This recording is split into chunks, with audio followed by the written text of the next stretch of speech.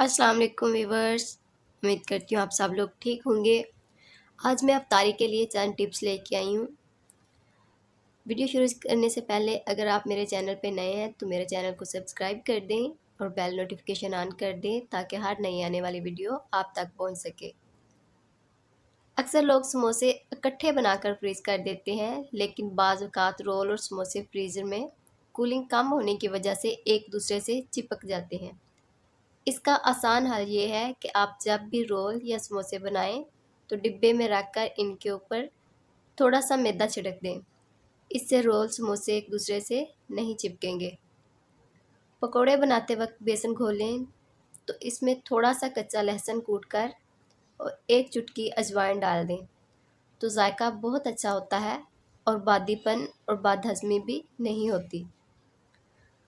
बाज़ औक़ात रोज़ादार को अपने मुंह से अजीब सी बू आ रही होती है। मुंह की इस बू को दूर करने के लिए सहरी में इलायची चबाकर खाएं। अब ताजगी का एहसास भी रहेगा और मुंह से बू भी नहीं आएगी। जब भी आप हरे धनिए या पुदीने की चटनी बनाएं तो कभी भी नमक पहले ना डालें, क्योंकि अगर नमक पहले डाल दिया जाए तो चटनी पतली बनती है।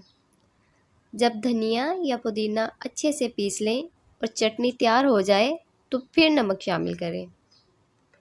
फ्रूट चाट बनाएं तो इसे थोड़ी देर के लिए फ्रिज में रख दें ताकि फ्रूट एक दूसरे के साथ रस जाए। इनका रस एक दूसरे के साथ मिलकर उम्दा जायका बनाता है। अफ्तारी के लिए जब भी हम कोई चीज़ तलने के लिए गर्म तेल में डालें तो तेल के छींटे उड़ने लगते हैं, जिसकी वजह से हाथ भी जलते हैं। अगर तेल में एक चुटकी नमक डाल दें तो छींटे नहीं उड़ेंगे। उम्मीद करती हूँ आपको आज की ये मेरी वीडियो पसंद आई होगी। अगर वीडियो पसंद आई है तो वीडियो लाइक कर दें, चैनल सब्सक्राइब कर दें और बेल नोटिफिकेशन ऑन कर दें ताकि मज़ीद नई आने वाली वीडियोस आप तक पहुँच सकें। मिलते हैं इंशाल्लाह नेक्स्ट वीडियो में। तब तक के लिए अल्लाह हाफिज़।